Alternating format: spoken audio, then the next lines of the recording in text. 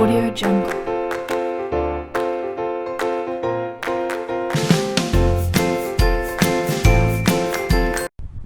Assalamualaikum warahmatullahi wabarakatuh. Ketemu lagi dengan aku Alfarizi Maulana. Jadi hari ini aku mau bahas materi tentang proposal penelitian ilmiah. Nah, jadi apa itu proposal? Proposal berasal dari kata propose, yaitu dari bahasa Inggris yang berarti mengajukan atau bisa diartikan sebagai permohonan. Proposal penelitian adalah suatu dokumen yang mana dihasilkan dari proses penelitian oleh seseorang secara rinci, terstruktur, ilmiah dan mampu dipertanggungjawabkan kemurnian atau keabsahannya dengan legal dan benar. Proposal penelitian disusun secara sistematis dan bersifat ilmiah, sehingga sudah sebaiknya proposal yang diajukan menggunakan kalimat yang sesuai dengan tujuan proposal yang dibuat.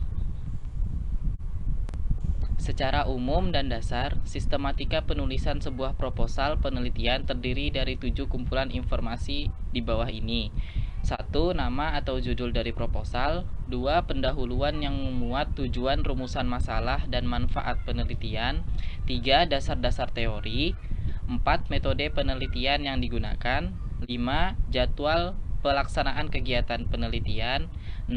Daftar orang-orang yang terlibat dalam pembuatan atau penyusunan proposal. 7. Rincian seluruh kegiatan. Terdapat beberapa langkah-langkah dalam menyusun proposal penelitian. Yang pertama yaitu halaman judul. Halaman judul dalam membuat proposal penelitian dan skripsi berada sebagai acuan dari keseluruhan isi proposal. Jadi judul harus menarik dan yang sekiranya dapat membuat prediksi dari tema yang diangkat atau digunakan. Kedua, latar belakang. Latar belakang tidak boleh menggunakan penjelasan bersifat opini, melainkan melampirkan sumber yang valid dan saintifik sehingga akan lebih membuat ketegasan yang baik. Ketiga, rumusan masalah. Rumusan masalah dapat diambil dari permasalahan atau tema yang akan diteliti.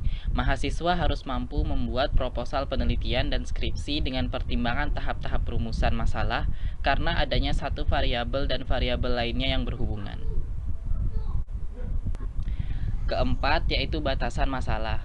Proposal penelitian dan skripsi juga harus mempunyai dan menetapkan batasan masalah yang akan diteliti untuk menghindarinya dari terlalu bertele-tele. Batasan ini juga mencakup ruang lingkup penelitian. Kelima, yaitu tujuan penelitian. Setiap penelitian mempunyai tujuan tersendiri yang harus dibuat secara rasional dan persuasif, agar apa yang menjadi tujuan bisa menarik khususnya untuk pembaca. Keenam, yaitu manfaat penelitian.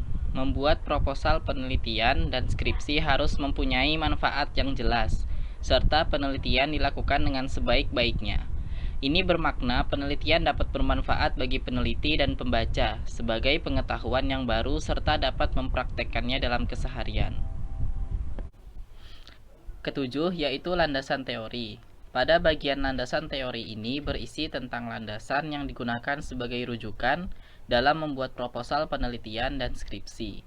Penjelasan dan detail yang dikemukakan harus masuk akal, serta menyertakan sumber-sumber rujukan yang memang telah terbukti dan resmi. Kedelapan, yaitu metode penelitian. Memilih metode penelitian yang sesuai merupakan suatu cara yang ditempuh untuk mempermudah dalam melakukan sebuah penelitian. Semua harus disajikan secara rinci dari proses pengumpulan data, pengolahan data, sampai pada tahap penyelesaian dari rumusan masalah yang diteliti. Kesembilan, yaitu struktur kerangka laporan. Pada struktur penulisan dari kerangka laporan, berisi tentang poin-poin penting yang menjadi pokok bahasan dalam proposal penelitian, disertakan dengan semua aspek dasar yang menjadi sebab atau alasan kenapa penelitian ini dipilih dari proses awal hingga ke tahapan akhir. Terakhir, yaitu daftar pustaka. Halaman daftar pustaka dalam membuat proposal penelitian dan skripsi tentunya sama saja dengan daftar pustaka pada makalah pada umumnya. Semua sumber data yang menjadi rujukan dicantumkan dalam daftar pustaka sebagai penguat pada sidang akhir. Semua sumber dari buku, jurnal, internet, majalah, dan sumber lainnya disertakan dengan penulisan daftar pustaka sesuai kaidahnya. Ada beberapa hal yang harus diperhatikan dalam membuat proposal penelitian. Yang pertama, dalam penulisan daftar pustaka, bila mengambil sumber dari internet, harus ada nama penulisnya dan organisasinya.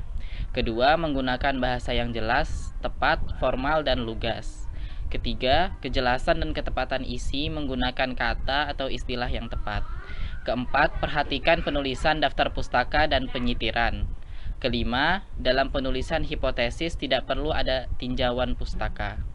Keenam, dicantumkan penelitiannya berapa lama dan frekuensi pengambilan datanya. Ketujuh, tujuan hipotesis dan rumusan masalah harus sejalan.